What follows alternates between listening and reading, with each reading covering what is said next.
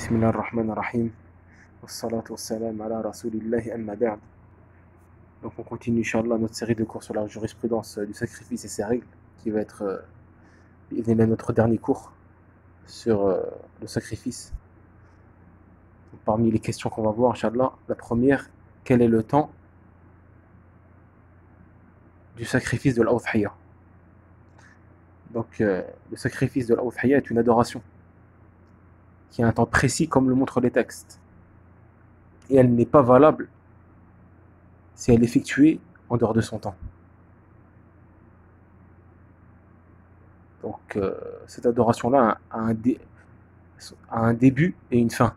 Le temps de cette adoration a un début et une fin.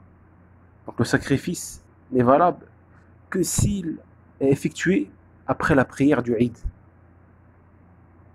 Comme le dit le prophète sallam, il a dit quoi? Il a dit, certes, la chose par laquelle nous commençons en ce jour est la prière. Puis nous revenons et nous sacrifions. Celui qui fait cela a certes pratiqué notre sunnah, et celui qui a sacrifié avant la prière, alors ce n'est que de la viande qu'il a apportée à sa famille, et ce n'est en rien un sacrifice. C'est-à-dire que la bête qui a été égorgée avant la prière du Eid, comme l'a dit le prophète sallam, n'est pas une udhiyya, n'est pas un sacrifice, car elle n'a pas été sacrifiée après la prière. Mais la viande de cette bête peut tout de même être mangée. Elle peut être mangée si elle a été sacrifiée avant la prière, mais ce n'est pas considéré comme une udhiyya, le sacrifice udhiyya. On n'a pas la récompense. Mais ça peut être mangé, c'est considéré comme de la viande.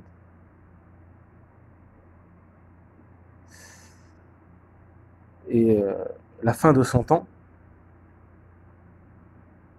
est le coucher du soleil du 3e jour du Tashriq. Il est donc possible de sacrifier sa udhiyya durant 4 jours. Le jour du Eid, puis les 3 jours suivants, ça fait 4. Le jour du Eid, c'est-à-dire après la salat du Eid, ici commence le début de son temps, ça fait 1 jour, puis les 3 jours suivants, les jours de Tashriq, ça fait 4 jours, on a 4 jours. Comme le prophète sallam le dit, tous les jours du Tashriq sont des jours de sacrifice. Et les jours de Tashriq sont les 3 jours qui suivent le Eid. Donc avec le jour du Eid, ça fait 4. Donc le dernier temps pour l'égorger, c'est le 4e jour avant le Maghrib. Et si le soleil se couche, 4e jour, c'est-à-dire le 3e jour de Tashriq, et on n'a toujours pas égorgé, sacrifié, c'est considéré comme de la viande. Et que faire de la viande du sacrifice, de ce sacrifice? Donc les savants ils disent qu'il faut en manger de cette viande, en garder, d'en manger, et aussi en offrir, en donner en aumône aux pauvres et en offrir aussi aux proches, aux voisins.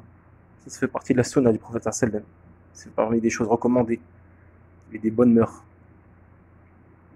Car le prophète sallam il dit dans un hadith, il dit mangez-en par rapport au sacrifice, sacrifiez le jour du Eid, mangez-en, gardez-en et donnez-en en aumône. Donc parmi la sunna, c'est d'en garder, d'en manger, puis aussi en donner aux pauvres, aussi à des proches, en cadeau, de leur offrir de la viande, même si ce n'est pas des pauvres. On peut leur offrir, voisins, bien amis, etc.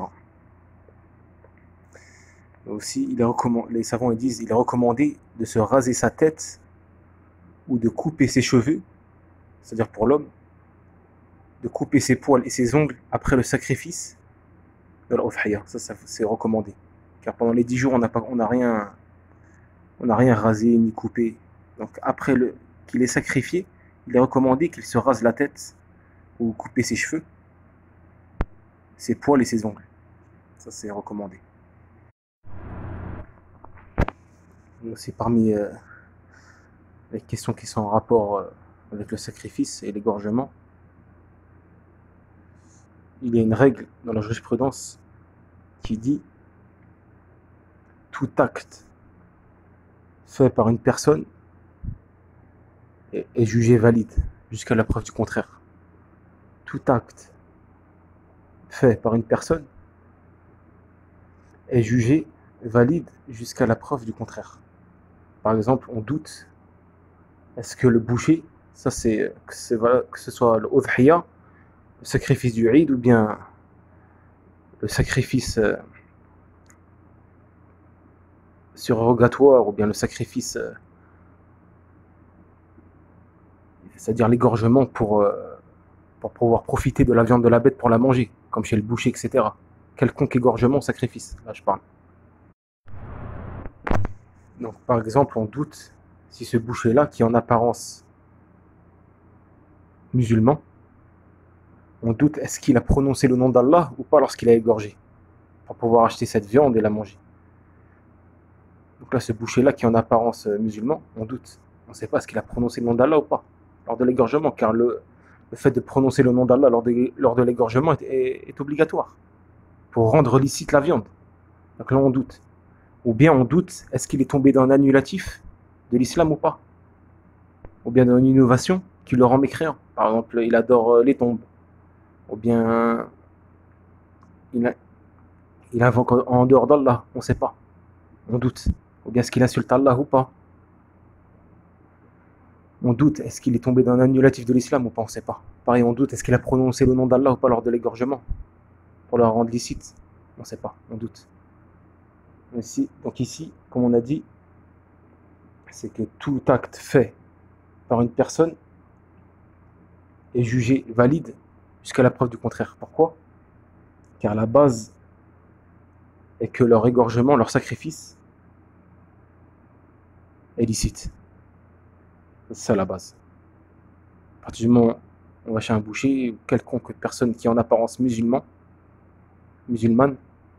quelconque personne qui est en apparence musulmane, après on doute, est-ce qu'elle a prononcé le nom d'Allah ou pas, est-ce qu'elle est tombée dans un annulatif ou pas, est-ce qu'elle fait la prière ou pas aussi, j'ai oublié de dire, est-ce qu'elle fait la prière ou pas, on ne sait pas. Donc la base, c'est que leur sacrifice est licite. Et comme on a dit, tout acte fait par une personne est jugé valide jusqu'à la preuve du contraire. Et la preuve de cela, le fait qu'Aïcha radiallahu anha rapporte que des gens ont questionné le prophète sallallahu alayhi wa sallam à propos de personnes qui leur apportent de la viande alors qu'ils ne savent pas si ces personnes-là ont mentionné le nom d'Allah au moment d'égorger leur bête ou non. Ils ont demandé au prophète sallallahu alayhi wa sallam, ils ne savent pas. On leur apporte de la viande, mais ils ne savent pas si ces personnes-là ont mentionné le nom d'Allah au moment d'égorger ou non. Le prophète sallallahu alayhi wa sallam, il a répondu quoi? Il a dit, invoquez vous-même le nom d'Allah et mangez. Et Aïcha disait, ces personnes-là étaient fraîchement converties. C'est-à-dire qu'ils venaient de se convertir. Et pareilles personnes peuvent ignorer qu'il faut obligatoirement mentionner le nom d'Allah au moment de l'abattage, de l'égorgement, comme ils sont nouveaux dans l'islam. Et malgré ça, le prophète sallam, il les a instruits de manger et de ne pas poser de questions. Il leur a dit quoi? Invoquez vous-même le nom d'Allah et mangez. Il les a instruits ici de manger et de ne pas poser de questions. Donc là-bas, si on a de la viande qui nous vient, on achète chez un boucher ou bien on va dans un restaurant et ils sont en apparence, ils sont musulmans ces gens-là. À la base, on ne cherche pas à comprendre et on mange. Et on ne suit pas les doutes et les conjectures. Donc on n'a pas demandé et nous ne sommes pas obligés de demander comment ils ont égorgé. On mange sans nous soucier et on achète sans nous soucier. Ibn al-Qayyim, il ramène aussi une autre règle dans la jurisprudence, dans son livre Bada al-Fawaid, il dit la personne, qu'elle qu'elle soit musulmane ou mécréante, est digne de confiance en ce qui concerne ce qu'il y a entre ses mains, ce qu'elle possède. Et elle est digne de confiance par rapport à ce qu'elle informe, sur ce qu'elle a, sur ce qu'elle possède, sur ce qu'elle possède. Par exemple, si le mécréant il dit, par exemple le chrétien ou bien le juif, il dit celle-ci est ma fille. Il autorise aux musulmans de se marier avec elle. Il n'a pas à dire non mais attends, peut-être il ment, peut-être c'est pas sa fille, et moi j'ai besoin de son tuteur. Non, même s'il est mécréant, et il dit celle-ci est ma fille, le musulman a le droit de se marier avec elle. Et il ne cherche pas à comprendre. À partir de... Car toute personne est digne de confiance par rapport à ce qu'elle possède et ce qu'elle informe sur cela. Et pareil, Ibn al-Qayyim il dit, il continue, il dit, par exemple, si cette personne-là, qu'elle soit musulmane ou mécréante, elle dit ceci est mon bien, ça m'appartient. Quelconque bien. À partir du moment où elle a informé que cette chose-là est son bien, on a le droit de transactionner avec elle, avec ce bien-là. On n'a pas à se dire, ah, mais peut-être ça a été volé, ou peut-être ça a été ceci ou cela. À partir du moment où la personne, qu'elle soit musulmane, pervers, mécréante, elle informe sur ce bien-là, que ce bien-là l'appartient, on a le droit de transactionner avec cette personne-là vis-à-vis de ce bien. Pourquoi, comme on a dit, car toute personne est dite de confiance par rapport à ce qu'elle possède et à ce qu'elle informe sur ceci. Et donc c'est pareil aussi si la personne elle dit par exemple je l'ai égorgé. Bien sûr si elle est musulmane ou bien chrétienne ou juif, les gens du livre. Car l'Azogel a autorisé de manger la viande des gens du livre. Donc si ces gens du livre ou bien les musulmans informent aussi qu'il l'a égorgé, on a le droit, ici c'est licite pour nous de la manger, de manger de cette bête. Pourquoi? Car comme le dit Ibn al-Qayyim, chaque personne est, est digne de confiance par rapport à ce qu'elle informe sur ses biens. Il n'est pas une condition ici d'être d'être de bonne conduite ou d'être juste. Ce n'est pas une condition par rapport à cette règle-là. Même si la personne elle est pervers, pratique les grands péchés ou bien les mécréantes, ici ce n'est pas une condition par rapport à cette règle-là. Et autre question par rapport à ce sujet, si par exemple la personne, le musulman, est en pays mécréant, est-ce qu'il a le droit de manger de leur viande ici? Donc les savants ils disent, si ce pays-là, mécréant, les gens dans sa majorité font partie des gens du livre, soit juifs, soit chrétiens, soit les deux, si ce pays-là, la majorité du peuple, ce peuple-là fait partie des gens du livre, dans la majorité, ici on a le droit de manger de leur viande. Et on n'a pas à poser la question et à chercher. Car comme on l'a vu dans le hadith de tout à l'heure, le hadith à Aïcha, que des gens venaient, que certains compagnons, on leur apportait de la viande, et ils ne savaient pas ce que ils avaient prononcé le nom d'Allah ou pas. Salem les a instruits, il leur a dit prononcez le nom d'Allah et mangez. Il les a incités à ne pas poser et à chercher, et à ne pas poser de questions. Et le prophète sallam aussi avait consommé de la viande provenant d'une bête égorgée par les juifs. Il y a un hadith aussi par rapport à ça. Que le prophète sallam avait consommé de la viande provenant d'une bête égorgée par les juifs. Comme l'a rapporté Cheikh Uthaymin par rapport à cette question-là. Donc la personne, si elle est dans un pays où dans la majorité, les gens de ce pays-là font partie des gens du livre, ici il peut manger de leur viande. Et, car le Allah Azzawajal nous a autorisé à manger de leur viande déjà, premièrement, comme on l'a vu tout à l'heure. Allah il dit, vous est permise la nourriture des gens du livre, et votre nourriture leur est permise. Ibn Abbas il dit, en expliquant ce verset, leur nourriture ce sont les bêtes qu'ils égorgent. Et pareil, on a vu aussi que le prophète sallam a consommé de la viande provenant d'une bête égorgée par les juifs. Et les chrétiens, c'est le même cas, car ils font partie des gens du livre comme les juifs. Et moi, un jour, j'ai posé la question à Cheikh Suleiman Al-Ruhaili, par rapport à la France, est-ce qu'on peut manger de leur viande? Il m'a dit oui. Car pourquoi? Car la France, dans la majorité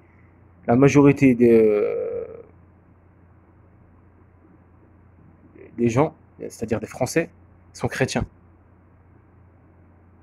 Même si eux, ils pratiquent pas. Ils pratiquent pas, ils vont pas à l'église, ils connaissent rien de leur religion. À partir du moment où ils se disent chrétiens, la plupart des habitants en France se disent chrétiens, même s'il y a certains qui sont athées, etc. Mais il faut regarder la majorité ici. À partir du moment où ils se disent chrétiens, c'est suffisant. On peut manger de leur viande. Car la base, c'est que les chrétiens égorgent. Ça, c'est la base. Donc ici, on peut manger de leur viande. Même Charles Othaymin, il dit ça par rapport à l'Amérique. Lorsqu'on lui pose la question sur l'Amérique, est-ce qu'on peut manger de leur viande ou pas? Il a dit oui, car à la base, c'est que l'Amérique, les Américains sont chrétiens. La majorité des gens en Amérique, des habitants sont chrétiens. Donc on peut manger de leur viande, il dit, comme Cheikh Suleiman Ruhaili, et on n'a pas posé de questions, comme dans les hadiths précédents. Sauf si on a la certitude qu'ils n'ont pas égorgé. Les savants disent ça. Sauf si on a la certitude qu'ils n'ont pas égorgé. Ici, si on a la certitude, on ne mange pas de leur viande, c'est-à-dire la viande des gens du livre. Si on a la certitude, et vraiment la certitude qu'ils n'égorgent pas, qu'ils abattent ou bien qu'ils étouffent, ou bien qu'ils les tuent avec l'électricité, si on a vraiment la certitude. Et si on n'a pas la certitude, on est dans le doute, on revient sur la base. La base, c'est quoi? C'est que la viande des gens du livre est permise. Comme l'a dit Allah Azzawajal dans Surat Al-Ma'ida, vous est permise la nourriture des gens du livre et votre nourriture leur est permise. Donc ça, c'est la base. Tant qu'on n'a pas la certitude, on peut manger de leur viande, et même dans leur restaurant, etc. Car j'avais posé la question sur Suleiman, je l'ai même posé par rapport au restaurant en France. Donc il m'a dit à partir du moment où la majorité des habitants font partie des gens du livre, comme la France, on peut manger de leur viande et manger dans leur restaurant, etc. Et comme on a dit précédemment, sauf si on a la certitude qu'ils n'égorgent pas. Donc voilà pour cette question. Et ce cours-là est le dernier cours par rapport aux règles du sacrifice. Wallahu a'lam wa sallallahu ala nabiyyina Muhammad. En ce qui concerne le jugement, par rapport à est-ce que c'est licite ou illicite, comme on vient de l'expliquer précédemment, c'est-à-dire les savants viennent de l'expliquer.